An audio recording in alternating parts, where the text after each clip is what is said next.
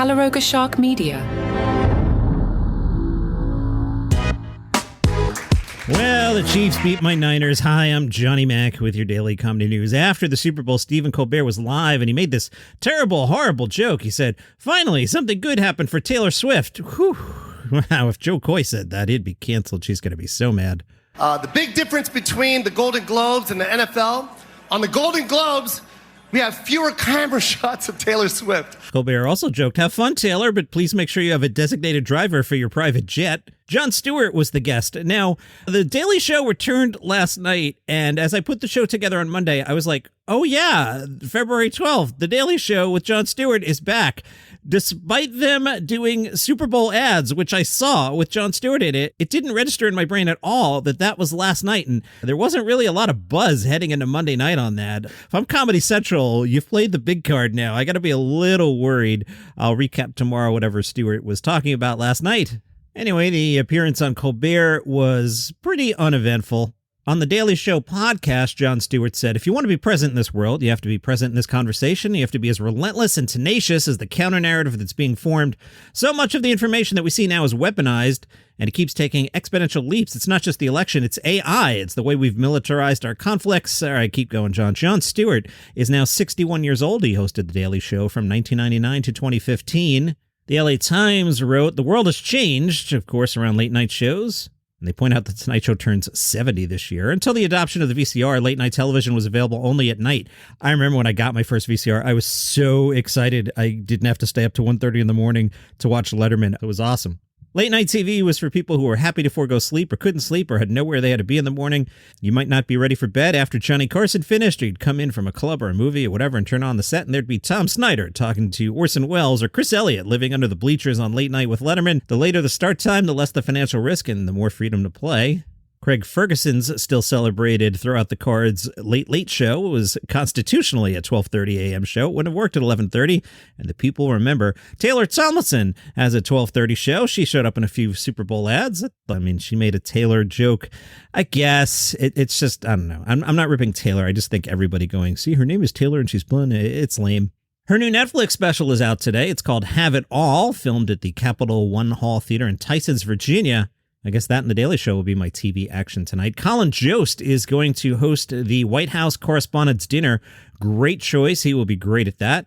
The White House Correspondents Association President Kelly O'Donnell said, "Colin Jost knows how to make Saturday nights funny. His sharp insights perfectly meet this remarkable time of divided politics and a presidential campaign careening towards a rematch." The two most recent hosts were Roy Wood Jr. and Trevor Noah. You know, Jost would be a good Daily Show host. He's got the writing chops. You know, hey, Comedy Central, write that one down, right? Because after Lorne does the 50, that's going to be the time to walk away from SNL. Write that one down. Colin, you write that one down, too. That's a good gig for you. It's in New York. You don't have to move.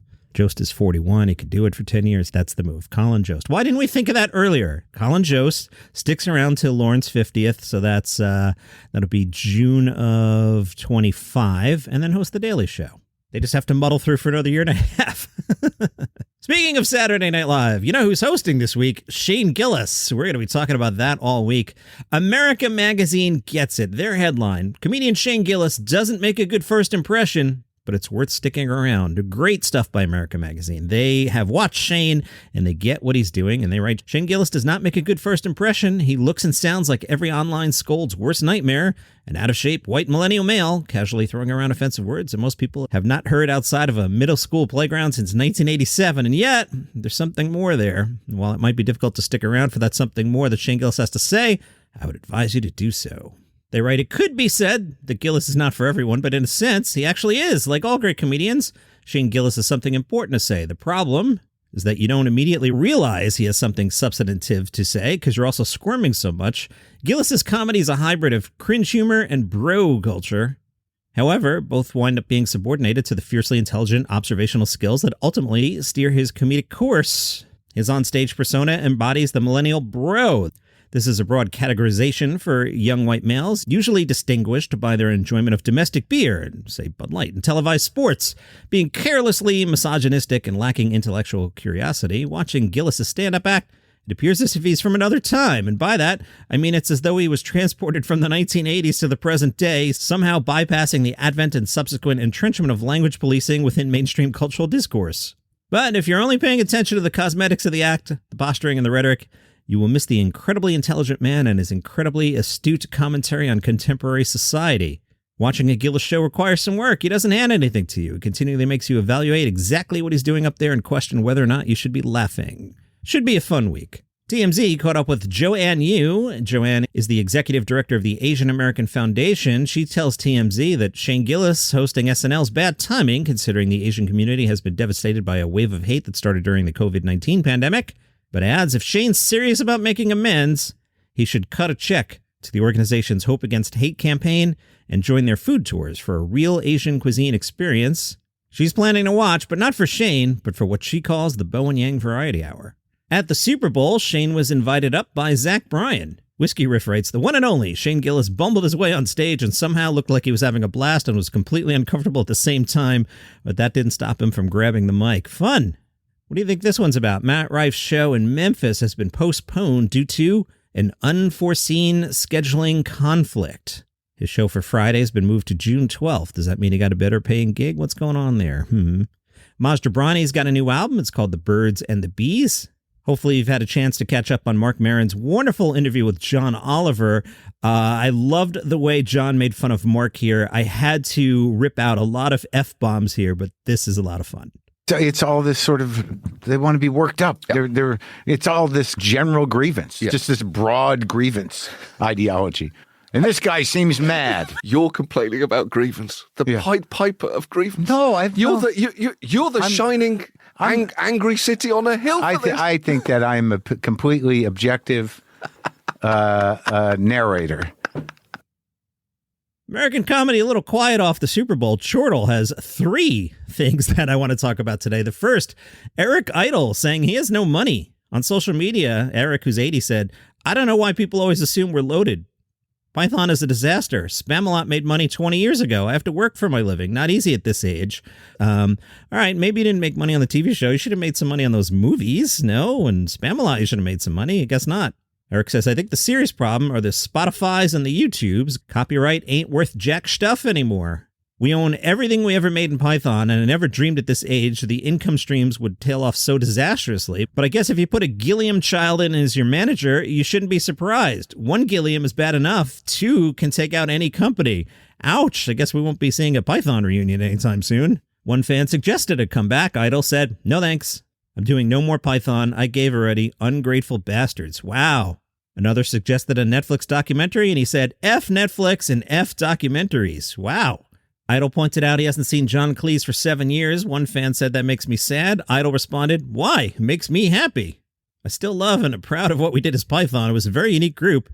Can't be very unique, Eric. I think of us as an ex-Liverpool team. We played together well way back in the day, but it was never very supportive of people's feelings and emotions. Not brothers, colleagues. Apparently, the Gilliam child is Holly Gilliam, who took over the Python brand in 2014 and co-produced that year's reunion show. I worked with the guys, was it their 40th anniversary? We did a pop-up station for, I don't know if we had merged yet, Sirius or Sirius XM. Would that make sense? 69 and 40s, 2009. Yeah, all right, it's for Sirius XM. That's probably when that was, give or take. So in the past, John Cleese was the voice of God in Spamalot. When the show toured the UK in 2011, then Idol said, I fired John Cleese, surgically removed him. It wasn't me, and he's had millions of dollars from it. He charges people a fortune for using his voice. He's always been in financial crisis. In response to that, Cleese wrote, I see Yoko Idol's been moaning again about the royalties he had to pay the other Pythons for Spamalot. Apparently he paid me millions. Actual rough figures last time we checked. Yoko Idol, $13 million. Michael Palin, $1.1 million. The others just under $1 million each. So back to the beginning. Eric, why I would assume you're loaded is if you got $13 million from Spamalot. Yeah.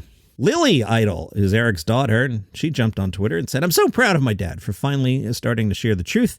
He's always stood up to bullies and narcissists and absolutely deserves reassurance and validation for doing so. Also from Chortle, the wonderful Richard Ayoade will narrate the animated version of Bill Bryson's popular science book, A Short History of Nearly Everything. That's fun. This next one, not fun. Comedian Paul Curry has been accused of inciting anti-Semitic chants against audience members during his comedy show at London Soho Theatre. Apparently, Curry took out a Palestinian flag during his show. At the end of the show, the comic, according to Chortle, quote, orchestrated his own standing ovation at the end. Curry spotted one man remain in a seat and asked him why he didn't stand. Didn't you enjoy my show? The man is believed to be Israeli and said, I enjoyed your show until you brought out the Palestinian flag. According to Chortle, it provoked Curry to order him out of the theater. Audience members are saying it escalated into a screaming match, with Curry shouting, leave my effing show now, get out now. Adding to the intrigue, Soho Theater is built on the Dean Street site where the West End Great Synagogue used to stand, and it still displays a misrach, the plaque traditionally placed on the east wall of a Jewish building commemorating that history. Tina Fey was on Bowen Yang's podcast and told Bowen authenticity is dangerous and expensive. Fey warned Bowen Yang giving his real opinions about movies on this podcast. I regret to inform you that you're too famous now, sir. You have a problem with Saltburn? Keep it to yourself, because what are you going to do when Emerald Fennell calls you about her next project where you play Carrie Mulligan's coworker in the bridal section of Harrods, and then Act 3 takes a sexually violent turn and you have to pretend to be surprised by that turn? You hang out with Ariana and SpongeBob now. That's your life. And that is your comedy news for today. See you tomorrow.